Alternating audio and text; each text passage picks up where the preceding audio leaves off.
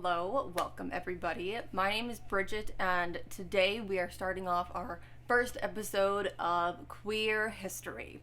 I wanted to start off with a little biographical piece, and when I was thinking about who I wanted to choose for this, really didn't take much thinking at all because no one is better suited to discuss than the epic, impressive, wonderful, illustrious, amazing Eleanor Roosevelt. When I found out Eleanor Roosevelt was queer, I was like the Eleanor Roosevelt, like supermodel of the world, Eleanor Roosevelt. Yes. Isn't that something that's talked about obviously much when it comes to Eleanor and her life, but it certainly was a big part of her life, and her queerness, I think, arguably really shaped how she cared about the world and the way she interacted with the people. Eleanor is arguably one of the most impactful and impressive women from the 20th century, and she has a laundry list of accomplishments, and that's not really going to be the focus today. We're going to be focusing on how Eleanor Roosevelt was almost undeniably bisexual. I've put my bisexual socks on today for this, so let's go ahead and dive into it. Eleanor Roosevelt was born in New York City on October 11th, 1884, making her a Libra, which I certainly feel like tracks for her personality. She was born to a prominent New York upper-class family full of socialites, and obviously she had a very famous uncle named Mr. Theodore Roosevelt. Her parents were Anna Rebecca Hall and Elliot Bullock Roosevelt. Anna, Eleanor's mother, was obsessed with looks and disappointed by her daughter's plain appearance. This, along with her rather serious manner for a child, earned her the nickname Granny. So, needless to say, Eleanor's mother was not really very emotionally available for her. She was much more interested in the socialite life and wanted to fit in with them. And when her daughter didn't fit what she pictured, she was not pleased with her daughter. She felt let down by her, and this estranged their relationship early on. Neither of her parents were really great role models, honestly. Her mother died when she was only 8 years old from diphtheria, and her brother Elliot Jr. passed away from the same disease less than a year later. Eleanor's father consequently entered a severe bout of alcoholism, and 2 years later, in 1894, he was admitted to a hospital for alcohol withdrawal, and he jumped out of a second-story window. He did survive the fall, but he did die very soon after from a seizure, leaving her with only one brother, I think. And at 10 years old, she's essentially orphaned. Having suffered these very heavy losses from a young age, Eleanor was prone to depression her entire life, which is just one of the things that makes her #relatable. Following the death of her parents, she went to live with her maternal grandmother, and she was encouraged by her aunt Bammy Roosevelt to attend the prestigious all-girls Allenswood Academy in Wimbledon, England. Allenswood was known as a finishing school, and this was a place where the upper class would send their daughters to become well-refined, respected women in society. Basically raise them to be socialites and debutantes. But Allenswood was notably different than a lot of other finishing schools. They really integrated academics, which was not really common in these schools and certainly not common for women to be exposed to. Education for women was still relatively new, and Allenswood really pushed a lot of progressive ideals onto their students. Allenswood gave its girls a very robust education for its day. They studied topics like philosophy, literature, language, music, and arts, among other things, and everything had a strong feminist undertone to it. Feminist principles were certainly a big thing that they got here. And this is where Eleanor thrived. I believe she got there from age 15 and was there for 3 years. She was known to be loved by everybody. Most notably from her time at Allenswood, she met the headmistress, Maria Sylvester. And I don't know if I'm pronouncing this correctly. I may have a French last name, but I'm not the least bit French. So I'm just going to say it with confidence, and maybe that will be convincing enough. Many people today suspect that Marie Sylvester was a lesbian, and given the historical evidence, this definitely makes sense. Sylvester founded her first girls' boarding school in France with her partner Caroline Dassault, and it was called Le Rucher. The two did end up separating in 1883, and Sylvester was off to England to found Allenswood, and she did so with another partner of hers named Paulina Samaya, and these were also supposed lovers. Eleanor and Marie Sylvester had a very special relationship. It wasn't like a weird, creepy relationship, more like mentor and student, because Sylvester was really like a mother figure to Eleanor that she never had. Eleanor was always suited for academics. She was destined for something great, and I really think that making a difference was always going to be what she was going to do. But her mother just cared about looks when she was alive. She only cared about Eleanor's appearance, and she failed to nurture the intellect that Eleanor innately had within her. And this is exactly what Marie Sylvester did for her. Marie Sylvester was the perfect role model of a fierce, strong, intellectual, independent woman. This is the first time we can for sure point to that Eleanor had influence from the queer community, and I really don't think it's a coincidence that Allenswood is where she found her voice. This is where she was comfortable. She thrived at Allenswood. She loved being surrounded by girls who were like-minded and by strong women who wanted to make a difference in the world. The girls she was surrounded with and the practices at Allenswood taught her to question the status quo and be analytical about the challenges that women were facing at the time. Unfortunately for Eleanor, in 1902, she was summoned back to New York by her grandmother so she could make her social debut as a debutante. And Eleanor was not one to put up a fuss, so she complied, but she really missed Allenswood deeply. Marie Sylvester and Eleanor Roosevelt continued to correspond after Eleanor left Allenswood. They wrote letters to each other very frequently, and for 2 years consistently, up until 1905 when Marie passed away. Eleanor would always carry Marie's letters with her, as well as a picture of her wherever she was going to call home. It's probably no surprise that Eleanor was not really much of a one for the spotlight, at least in the way her upper-class socialite family was used to. And this premiere of hers was not necessarily her cup of tea. She said once after the event, "It was simply awful.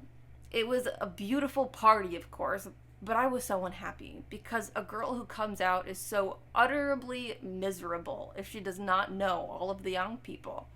Of course, I had been so long abroad that I had lost touch with all the girls I used to know in New York. I was miserable through all of that." 1902 was also the year Eleanor met her husband, Mr. Franklin Delano Roosevelt. They began their romance in secret because Eleanor was not very well liked by Franklin's mother, Sarah. In 1903, Eleanor and FDR got engaged, and this made Sarah very unhappy. She even tried to break up their engagement by taking Franklin on a Caribbean cruise to hopefully get him out of whatever spell he thought he was under from Eleanor, but this did not work. She did convince them to keep the engagement a secret for an additional year, though. The two were married on St. Patrick's Day in New York City, but even on her own wedding day, Eleanor was not the center of attention. The date and location were chosen strategically because Theodore Roosevelt, her uncle and the president at the time, was going to be in town, and he was set to give her away at the altar. But quite honestly, no matter where Teddy Roosevelt went, he was going to steal the show. To give you an idea of how wealthy their family was, they went on a 3-month-long European summer vacation for their honeymoon. So yeah, like that kind of money. Eleanor and Sarah's relationship really never improved. After their honeymoon, they moved into their brand new home in New York, but unfortunately, this was a home that was connected to Sarah's by a sliding door. That was the only degree of separation they had. This continued for an entire decade, and it really upset Eleanor. Sarah constantly inserted herself into their marriage, and in particular when it came to the parenting of their 6 children. Sarah wanted them to see her as their mother, rather than Eleanor, who was their actual mother. The Roosevelt's oldest son, James, once remembers her saying, "Your mother only bore you. I am more a mother than your mother is." The tension between them came to a head when Eleanor's prominence in politics really started to pick up. And by this time, Eleanor was pretty much done with Sarah. She was so sick of her that at their Hyde Park location in New York, she had a separate cottage built 2 miles away so that she could have alone time. More on the cottage in a little bit, by the way. Franklin and Eleanor's relationship was very unique. I think for sure that they always had a love for each other, but the nature of that love certainly changed over the years. There's no doubt that they had a very special relationship, but there's equally as little doubt that Franklin Delano Roosevelt was a womanizer. The first time Eleanor caught him cheating on her was in 1918, and this was with none other than Eleanor's own secretary, Lucy Mercer. And, that is really shady. I could not imagine being cheated on with somebody who was supposed to be working for me. She would have been out the door real quick. FDR actually really considered leaving Eleanor for Lucy, but I don't know if this was the whole reason he decided not to, but at least part of the reason he didn't leave her was because his mom threatened to disown him and leave him out of any inheritance, and pretty boy could not have gone without mommy's money, so this didn't happen. I find it weird. I think it was just because, divorce was bad, even though Sarah, literally hated Eleanor. This remains a very distinct point in their relationship. Eleanor really kind of feels free as her duties as a lover to him. They, like I said, still cared very deeply for each other, but their relationship as a married couple was not necessarily the same. Eleanor Roosevelt basically said, "F this, I'm going to do what's best for me first." However, the two did really remain close friends, and especially when he was president, close political allies. And it's also worth mentioning that after this, Eleanor saved his life, arguably in 1921 when he first contracted polio. She was the one who really nursed him back to health and encouraged him to keep going with politics, much at Sarah's dismay. So, let's talk about the cottage for a second. Eleanor's cottage earned the name Valkill. FDR encouraged her to use Valkill as a place to kickstart a lot of the public service projects she wanted to get going. Most notably was establishing Valkill Industries with Marion Dickerman and Nancy Cook. Valkill Industries employed local farmers during the winter months so that they could make supplemental income, and they did things like craft furniture, clothing. Eleanor did this with the assistance of Nancy Cook and Marion Dickerman, who were a partnership within themselves. Nancy and Marion lived with each other their entire adult life. Yet again, we see Eleanor being very close and very involved, and perhaps in great admiration of lesbian women. And they actually had a pretty significant rift in their relationship later on because of one of Eleanor's lovers. So when FDR was on the mend from contracting polio, he threw himself back into politics, and in 1928 he was running for the governorship of New York, and a reporter by the name of Lorena Hickok was assigned to the story at the Associated Press. Lorena Alice Hickok, otherwise known as Hick to those who were close to her, was born on March 7th, 1893, making her an Aries, which I also feel like really tracks with her personality. Similar to Eleanor, Hick did not have an easy upbringing, but the main difference being that Hick's family was certainly not as wealthy as the Roosevelts. Her dad was an alcoholic dairy farmer who had inconsistent work. Her mother died when Lorena was only 13 years old from a stroke, leaving her with an incredibly abusive and emotionally neglectful father. 2 years later, her father remarried and had no qualms with his new wife kicking his daughter out of the house. So, at the age of 15, Hick was on her own, and she worked a lot of odd jobs, none of which were the least bit pleasant. The boarding house she tended was full of mice, and when she would try to sleep there at night, she would have to barricade the doors with chairs to stop male intruders from forcing themselves into her room. Eventually, Lorena found herself in Battle Creek, Michigan, which is where she started her reporting career. Hick's first news job was covering train arrivals and departures for the Battle Creek Evening News, where she was paid $7 a week.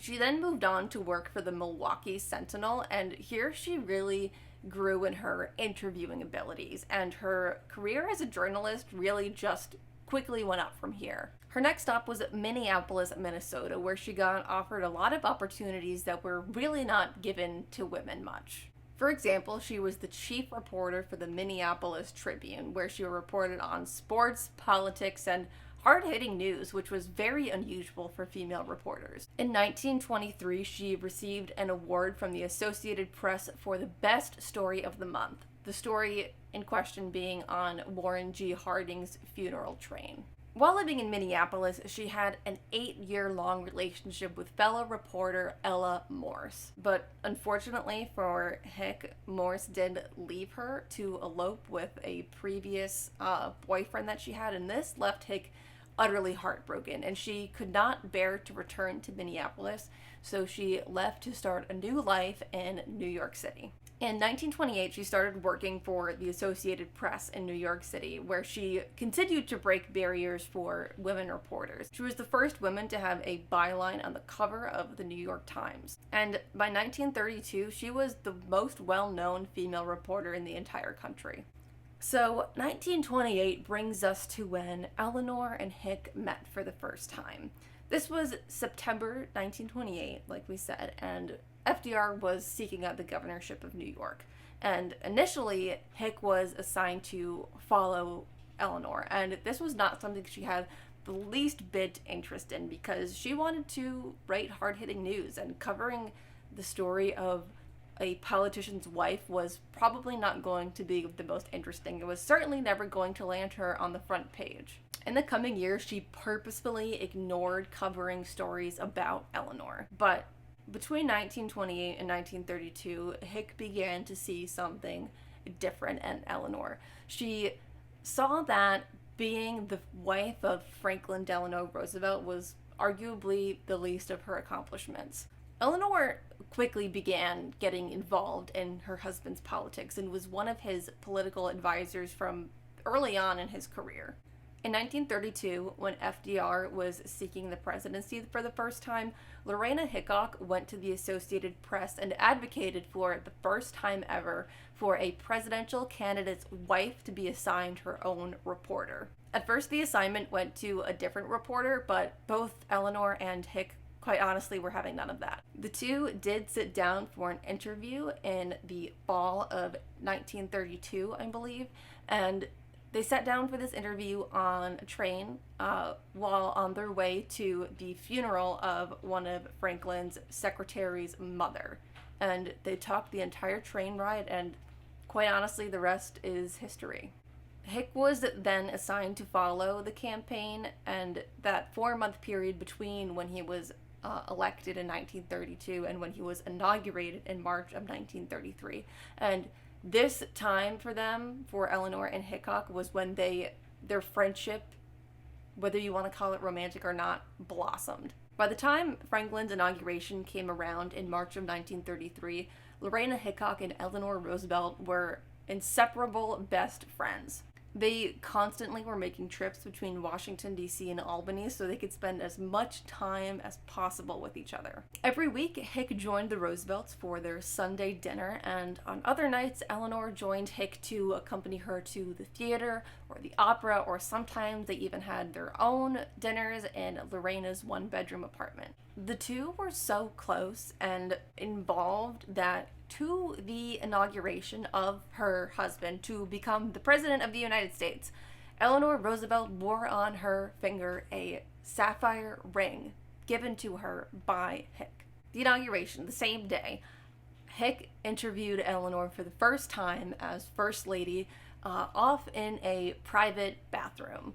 And I'm just left to my imagination to want to know what else other than the interview happened between them in the White House, because Hick spent pretty much the entire next 12 years living in the White House with Eleanor. By this time, to Hick at the very least, it was obvious how infatuated she was with Eleanor. She found it increasingly difficult to report on Eleanor in a subjective manner. In 1933, when they weren't together, and Hick was off in New York working for the Associated Press, they were distraught by their separation.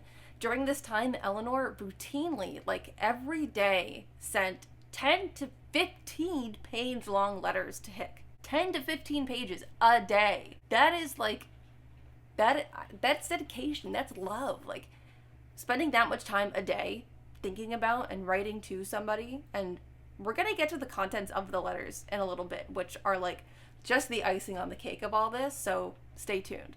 But it was deep, you might say.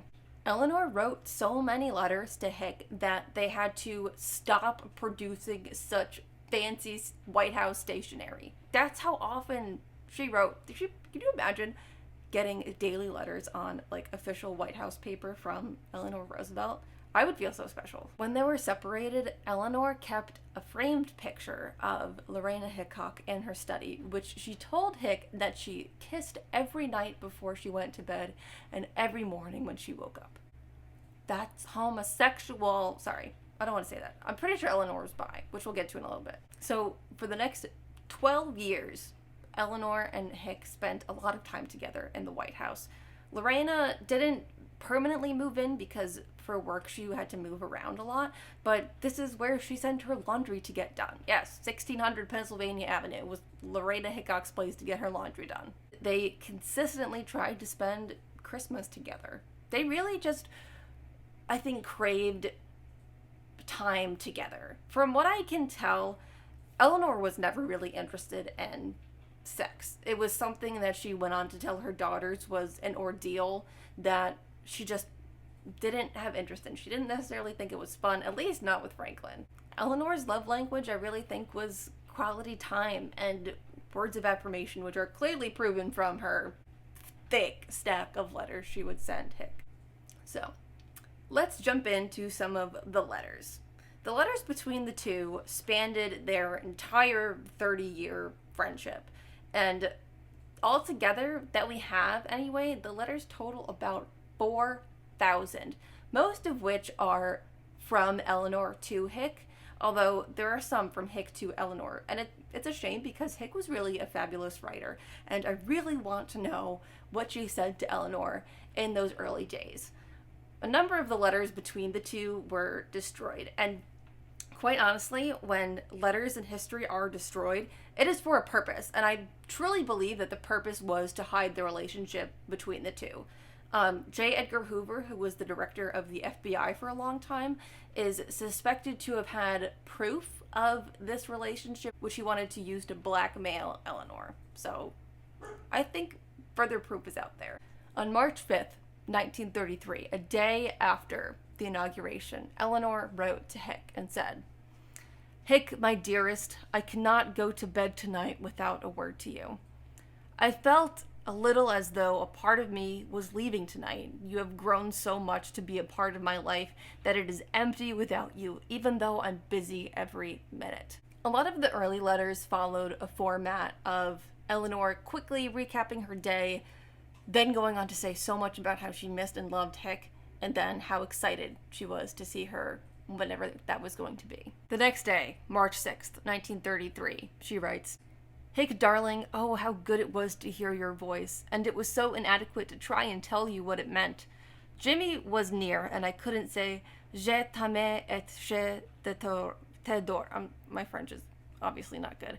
As I long to do, but with always remembered I am saying it, and that I go to sleep thinking of you and repeating our little saying." So for those of you who can't interpret my butchered French, that means I love you and I adore you. And this was their little saying. If this was like their thing, I don't know any friends who like have a thing of saying I love you and I adore you. That's just me anyway. The two spent a lot of time on the phone with each other and would often reference these phone calls in their letters. And I just wish that there were recordings of these phone calls somewhere, because I want to hear the flirtation between the two, quite honestly. I want to fangirl over them, which is kind of what I'm doing here. So the next day, March 7th, which is Hick's birthday, she writes, "Hick, darling, all day I've thought of you, and another birthday when I will be with you. And yet tonight you sounded so far away and formal. Oh, I wanted to put my arms around you. I ached to hold you close. Your ring is a great comfort. I look at it and think she does love me, or I wouldn't be wearing it. Yes, that sapphire ring from the inauguration just like 3 days earlier. Yes, she thinks of her when she wears it and how much it means that she loves her. That's gay. This tells me that Eleanor was certainly in need of a lot of reassurance, because when she would not get a letter from Hick every day, she was concerned. Again, I think a bit of a Libra trait. March 9th, 1933. 2 days later, Eleanor writes to Hick and says, "My pictures are nearly all up, and I have you in my sitting room where I can look at you most of my waking hours. I can't kiss you, so I kiss your picture goodnight and good morning." Gay. Gay. Another day later, March 10th, Eleanor writes, "Remember one thing always. No one is just what you are to me. I'd rather be writing this minute than anything else, and yet I love many other people, and so often can do things for me probably better than you could. But I've never enjoyed being with anybody the way I enjoy being with you." Romantic. March 11th, 1933. Eleanor writes to Hick, "I miss you greatly, dear. The nicest time of the day is when I write to you. You have a stormier time than I do, but I miss you as much, I think. I couldn't bear to think of you crying yourself to sleep. Oh, how I wanted to put my arms around you in reality instead of in spirit. I went and kissed your photograph instead, and the tears were in my eyes. Please keep most of your heart in Washington as long as I'm here, for most of mine is with you." This is so romantic, and their separation hurting each other so much hurts me. Again, like both of them did struggle with being apart, and I think Hick too also suffered from some depressive episodes, and clearly I think being separated from Eleanor made that worse. So we're skipping ahead to November now, and this is November 17th, 1933, and just the excerpt I want to share says, "From Eleanor to Lorena, I'm getting so hungry to see you." They were going to be seeing each other at Christmas, was their time to get together. And the letters from this fall are all about when they're going to see each other again, how excited they are to be physically in each other's presence. And that's just so... Long distance is hard, ladies. I get it. November 27th. Eleanor to Hick. "Dear one, and so you think they gossip about us. Well, they must at least think we stand separation rather well. I am always so much more optimistic than you are, I suppose because I care so little what they say."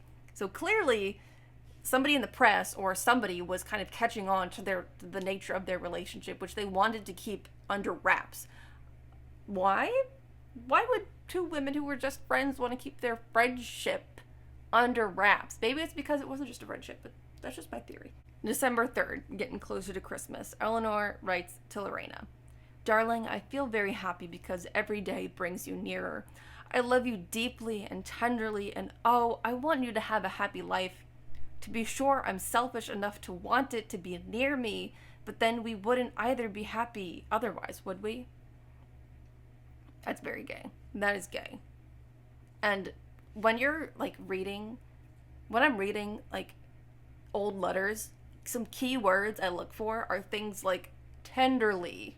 When you love somebody tenderly, I don't know what you think of, but I think of like cuddling and stroking hair and, caressing the cheeks and just being very romantic and touchy. And I don't know, maybe there's some kisses in there perhaps. So this is the first time we have record of Lorena writing to Eleanor. December 5th, 1933. "Only 8 more days. 24 hours from now, it will be only 7 more. Just a week. I've been trying today to bring back your face, to remember just how you look. Funny how even the dearest face will fade away in time. Most clearly, I remember your eyes with a kind of teasing smile in them, and the feeling of that soft spot just northeast of the corner of your mouth against my lips. I wonder what we'll do when we meet, what we'll say. Well, I'm rather proud of us, aren't you? I think we've done rather well." Gay. She knows the anatomy of her face and her lips so well that she can describe just exactly where she likes to kiss them.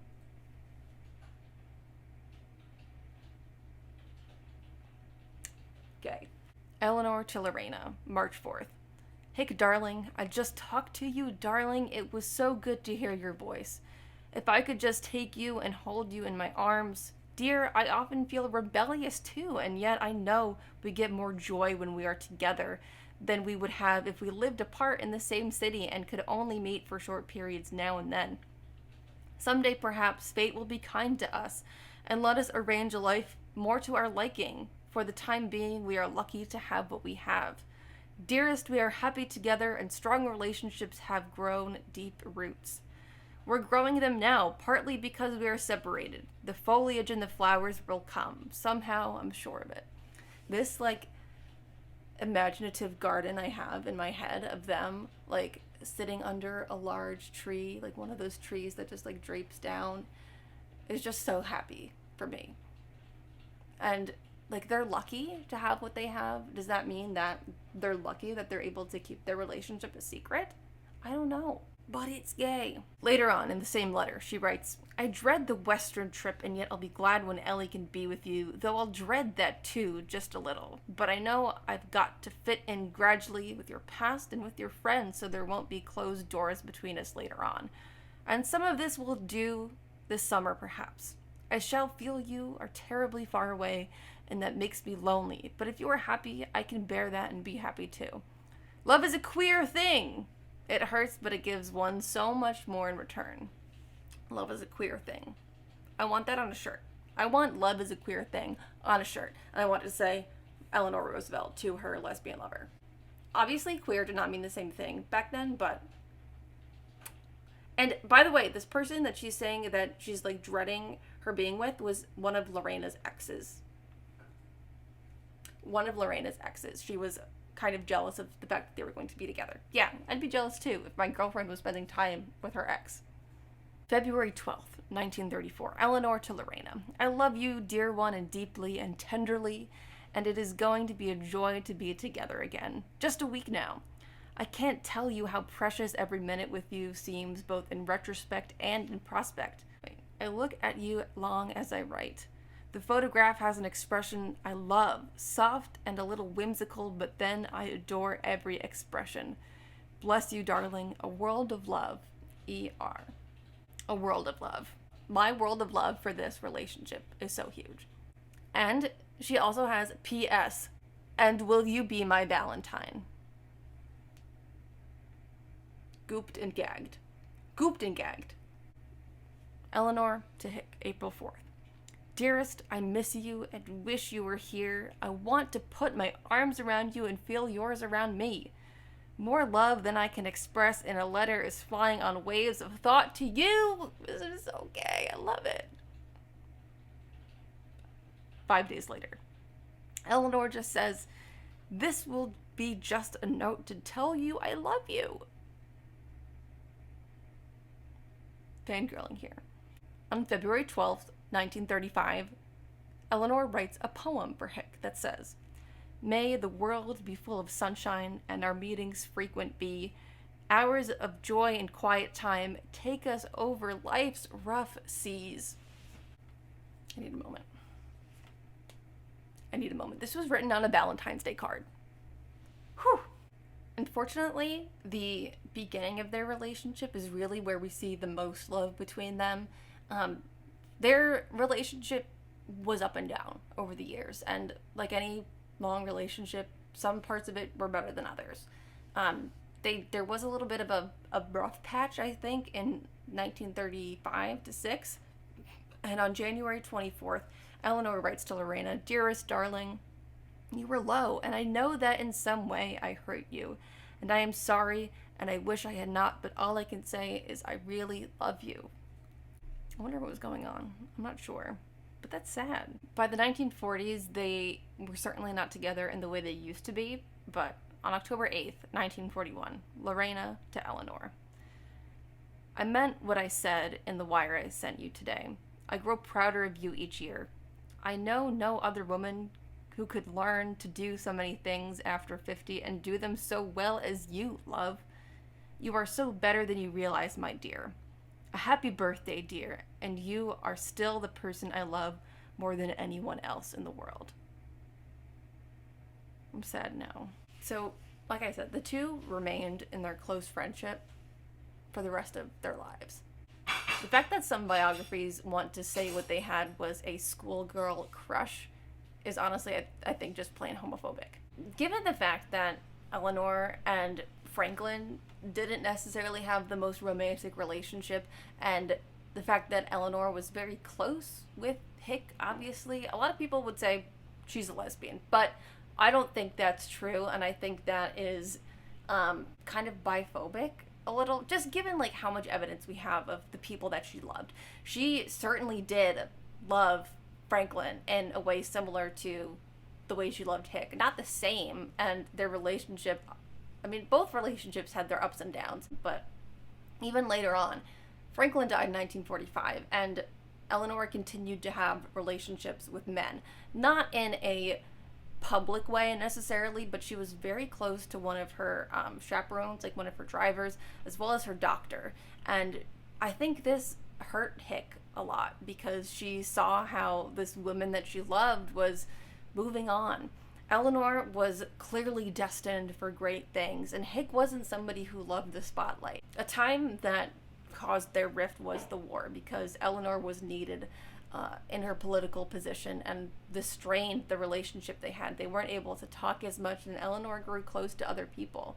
But what they had cannot be just called a friendship. And I think the same can be said with other people too. But Eleanor was an amazing person, and we need to remember that she was queer, because having such a wonderful person as a role model also be queer is going to revolutionize the way we think about people in power. People in power can be just like us, and people in power can be those fantastic, wonderful, amazing people like Eleanor Roosevelt was. Who knows? Maybe you are the next wonderful bi politician. So that's it for me today. I hope you learned a little bit about Eleanor Roosevelt and how she was not just an amazing woman and politician and honestly human, but she was also a bisexual icon. Thanks for joining me. Please like and leave a comment if you want to discuss or engage at all. And I'll see you next time. Thanks.